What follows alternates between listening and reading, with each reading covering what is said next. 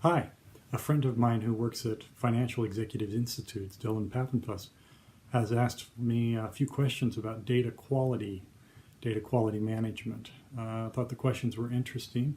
Thought I'd record here and my answers and see if there was some value to those that subscribe to my blog and vlog. One of the first questions he asked is, how do the relationships between people, technology, and processes impact data quality management? First thought that comes to mind actually is one of my recent discoveries or impressions. There are some technologies in this world that really weren't made to be very exacting in the way they keep data.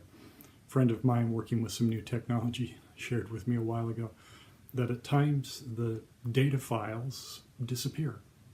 He said, well, I have some staff members that have come back to me and said, well, we've been looking at the logs now for an hour trying to find where the file went and we have no idea. When you lose data, that's a serious data quality management issue. And if technology is written in such a way that it's sloppy, that it's not exacting, that it doesn't value your data as much as you value your data, then that's going to be a serious problem for data quality management. Losing data is the worst problem that you can have in data quality management. So you need technology that values your data as much as you value your data. Now, how much do you value your data?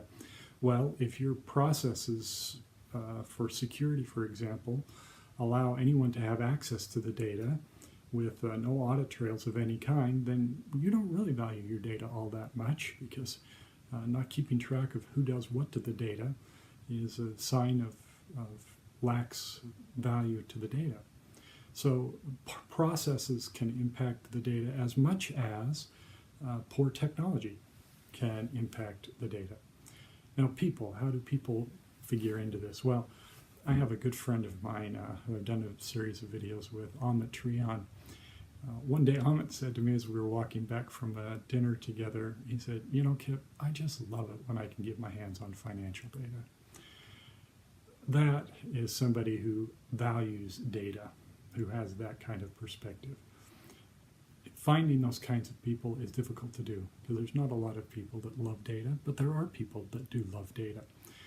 I find data fascinating, discovering what is in the data.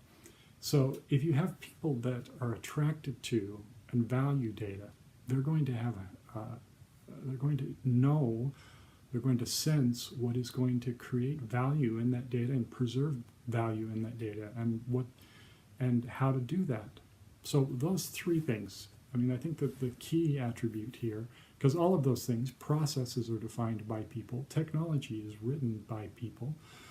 If you have people that value data, then you have a much better chance, behind all three of those pillars, you have a much better chance of having data quality data that is useful for your organization.